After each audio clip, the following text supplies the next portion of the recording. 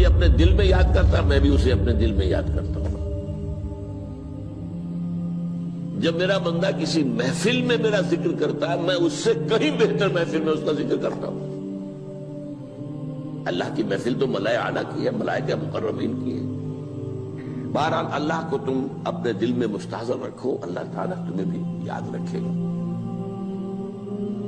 دوبارہ فرمایا احفظ اللہ تجدہ امامک تجاہک، اللہ کو یاد رکھو تو اپنے سامنے موجود پاؤ گے، جب چاہو دعا کرو تو احفظ اللہ تجدہ امامک یا تجاہک، اپنے سامنے موجود پاؤ گے۔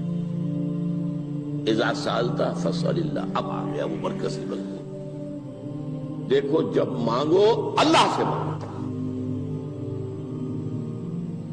غیر اللہ کے سامنے ہاتھ دراز کرو ہی مت۔ ایک حدیث میں آتا، یعنی حرام نہیں ہے، دنیاوی قواعد اصول قوانین کے تحت کسی سے مدد چاہنا، کوئی سوال کرنا حرام نہیں ہے۔ آپ سوال کریں، مدد لیں، اسی پر دنیا قائم ہے، ایک دوسرے کے ساتھ تعاون کے ساتھ۔ لیکن اونچا مقام کیا ہے؟ کسی سے سوال مت کرو سوائے اللہ، یہاں تک کہ جوتے باندھنے کا تسمہ تمہیں درکار ہے تو بھی کسی سے مت مانگو، اللہ سے مانگو۔ کیا پتہ اللہ کس کے دل میں ڈال دے اور وہ آ کے تمہیں تسمہ پیش کر دے۔ ہوتا ہے ایسا، بسا اوقات ہوتا ہے۔ جو اللہ کے ساتھ لو لگا کر رکھنے والے ہیں ان کے تو ایسے واقعات ہوتے ہیں کہ دل میں ایک بات آئی اور اس کے بعد وہی بات جو ہے وہ کوئی شخص آ گیا اور اس نے وہ بات پوری کر دی۔ کیونکہ لوگوں کے دل جو ہے وہ تو اللہ کے دو انگلیوں کے مابین جو چاہتا پھر دیتا۔ کیا پتہ اللہ کسی فرشتے کو انسانی شکل میں بھیج دے، آتا ہے فرشتہ، آتا ہے انسانی شکل میں، آتا ہے آپ کی تکلیف کو رفع کر دے، آپ کی ضرورت کو پورا کر دے۔ اسی سے مانگو، کسی اور سے مانگو۔ یہ ہے توحید کا لب لباب۔ یوں سمجھیے اسلام کی جڑ کیا ہے؟ ایمان۔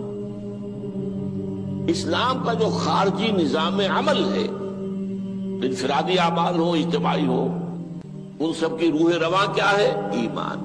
ٹھیک، ایک بات ہو گئی۔ ایمان کا خلاصہ لب لباب کیا ہے؟ ایمان باللہ۔ جیسے ایمان بالآخرہ بھی ہے، ایمان بالملائکہ ہے، ایمان بالانبیاء ہے، ایمان بالرسل ہے، ایمان بالکتب ہے، ایمان بالقلب ہے، لیکن اصل ایمان۔ اسی لیے ایمان مجمل میں آپ کو معلوم ہے کسی اور چیز کا ذکر نہیں۔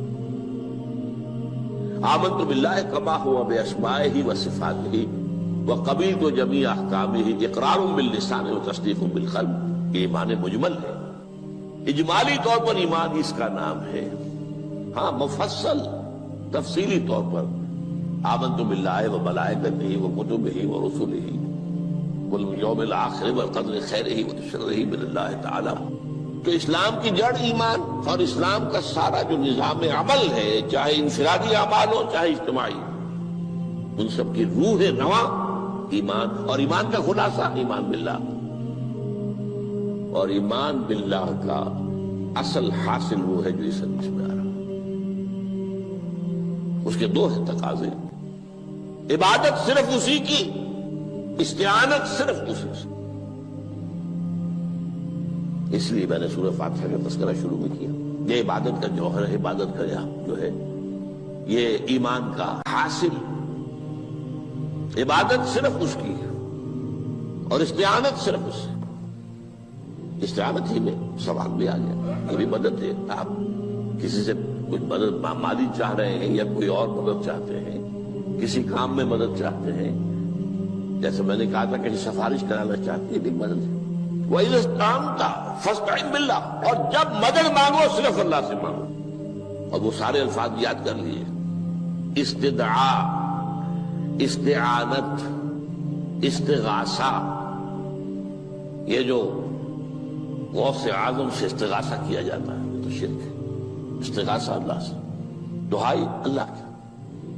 اس اعتبار سے استمداد، استعانت، استدعاء، استغاثہ، یہ سب اللہ سے، صرف اللہ سے۔ عبادت صرف اللہ، ایاک نعبد، اور استعانت صرف اللہ سے۔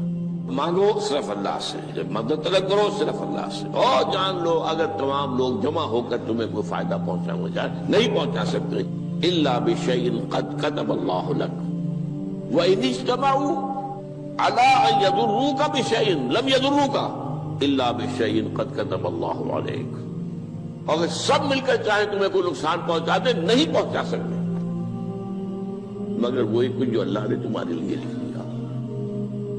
اب بتائیے خوف کی جڑ کٹ جائے گی کہ نہیں؟ یہ جو ایمان جو ہے یہ خوف اور حزن دونوں سے نجات دلانے والی بات ہے۔ جو حقیقی مومن ہے وہ اللہ کا ولی ہے، حقیقی مومن وہ اللہ کا ولی ہے، اور الا ان اولیاء اللہ لا خوف علیہم ولا هم يحزنون۔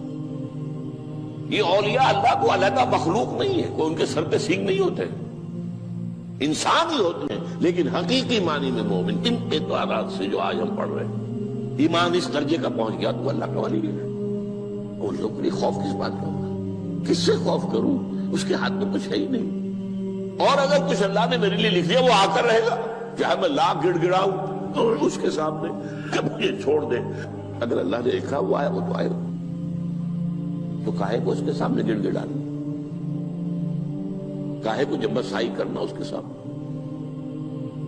اور کسی کے ہاتھ میں کچھ ہے ہی نہیں، میرا خیر ہے ہی نہیں، کاہے کو خوشامد کرو اس کی؟ اور سنیے،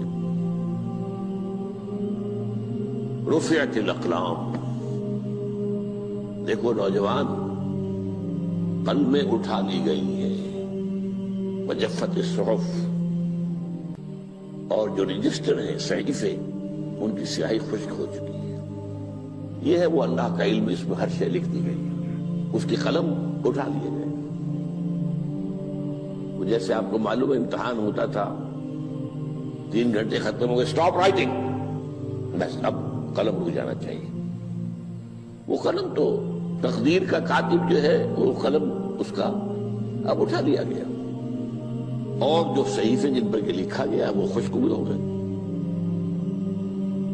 یہ تو روایت ہے جو امام ترمذی نے جس کو روایت کیا، یہ متن ان کا ہے جو ہم نے پڑھا ابھی، اور ان کا قول یہ ہے کہ یہ حدیث حسن صحیح ہے، لیکن یہی روایت اور انہی راوی سے عبداللہ ابن عباس سے رضی اللہ تعالیٰ عنہما اور بھی محدثین نے کی ہے، تو اس میں سے ایک اور متن جو ہے وہ یہاں پر امام نووی نے دے دیا ہے۔ احفظ اللہ تجدہ امامک، یہ تو پہلا وہ ٹکڑا تھا، وقت تو جاہک تھا، یہاں امامک ہے، امام مطلب ایک ہی ہے، اپنے سامنے پاؤ گے۔ اللہ کی حفاظت کرو، اللہ کو دل میں، اللہ کی یاد کو محفوظ رکھو، گویا کہ اللہ کو مستحضر رکھو۔ ذکر اللہ کے معنی کیا ہے؟ استحضار اللہ فی القلب، یہ ذکر اللہ ہے۔ جنہیں ہم ذکر سمجھ بیٹھے ہیں وہ ذکر کے ذریعے ہے۔ اقیم الصلاۃ لذکری، نماز قائم کرو میری یاد کے لیے، نماز ذریعہ ہے یاد کا۔ یہ علیحدہ بات ہے کہ آپ نے 17 رکعتیں بھی پڑھ لی ہو عشاء کی اور یاد آپ کو آئی ہی نہیں کوئی، آپ تو ایک میکینیکل انداز میں جو ہے وہ اٹھک بیٹھک کر رہے ہیں اور آپ کی زبان سے کچھ بھی نکل رہا ہے، تو اس کا آپ کے شعور سے، دل کی گہرائی سے کوئی رابطہ ہے ہی نہیں، وہ ذکر تو نہیں ہوا۔ ہاں نماز فرض تھی وہ ادا ہو گئی، آپ کی ایک فرض ادا ہو گئی۔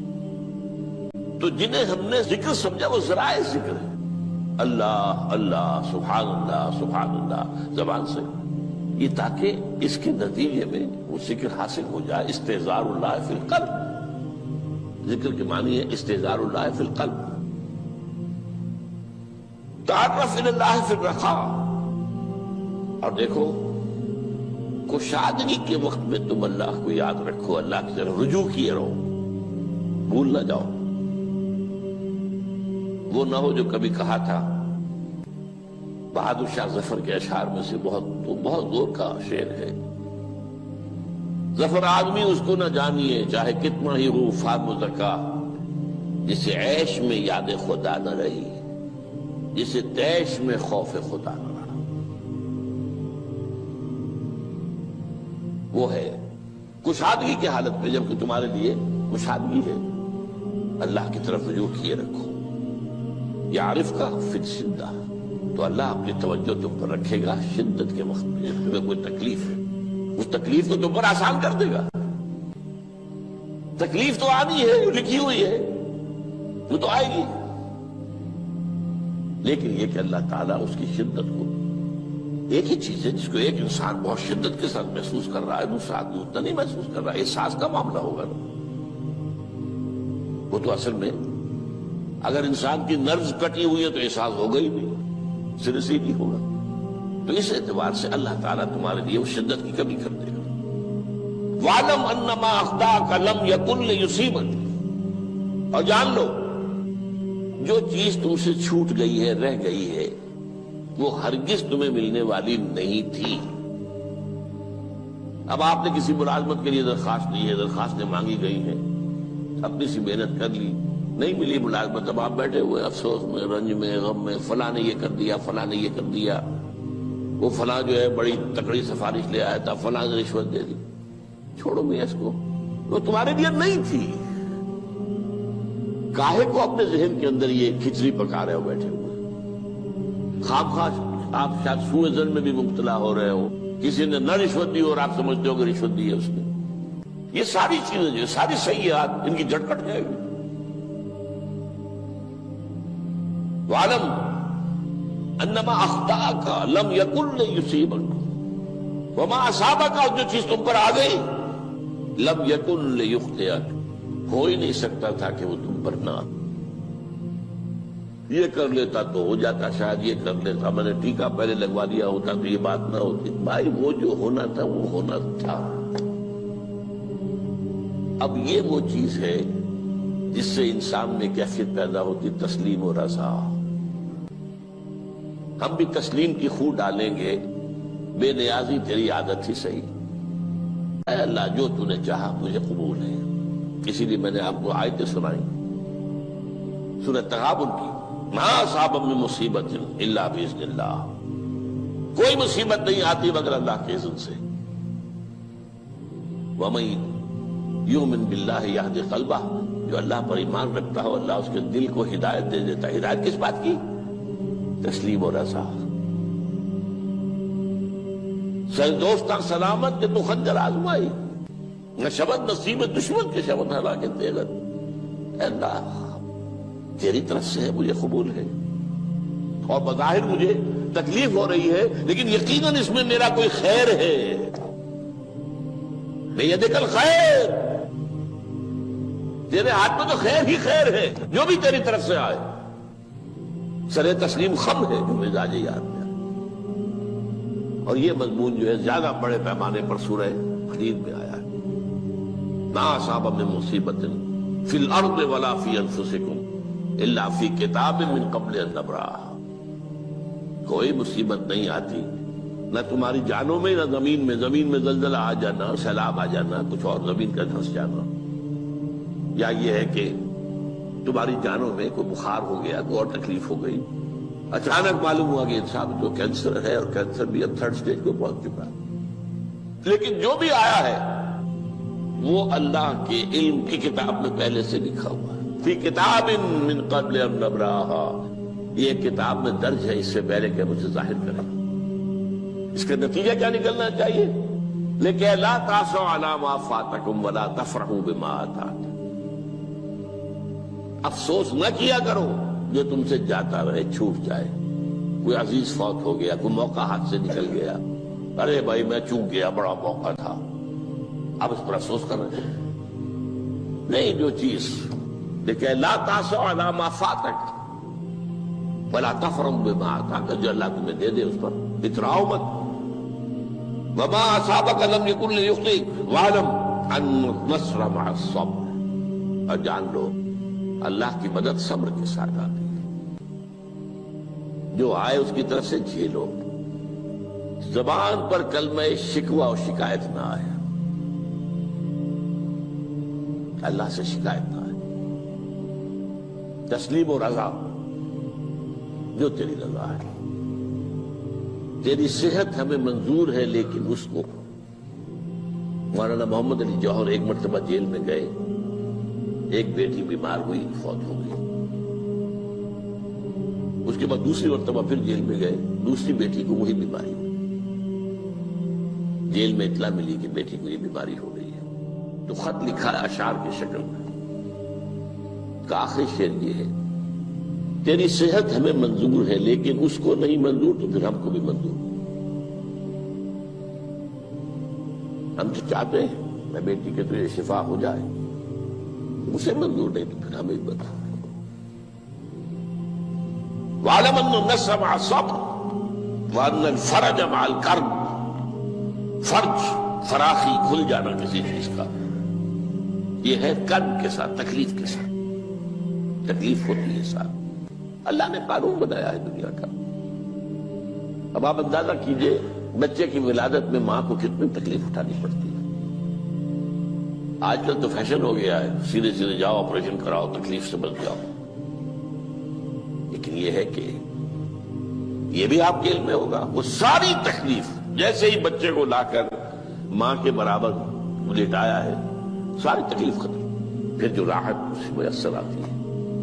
ان الفرج مع الکرب وان مع العسر یسرا، اسی لیے میں نے وہ آیتیں بھی پڑھی تھی، ان مع العسر یسرا، ان مع العسر یسرا۔ اس دنیا میں یہ اللہ نے نظام بنایا ہے، سختیاں جھیلنی ہی ہوں گی۔ لقد خلقنا الانسان فی کبد، ہم نے انسان کو پیدا کیا مشقت کے اندر، مشقت تو کرنی پڑے گی۔ کسی کی جسمانی مشقت زیادہ، کسی کی ذہنی مشقت زیادہ، مشقت سے چارہ کسی کو نہیں۔ تو یہ ہے ان مع العسر یسرا، ان مع العسر یسرا۔ بارک اللہ لی ولکم فی القرآن العظیم ونفعنی وإیاکم بالآیات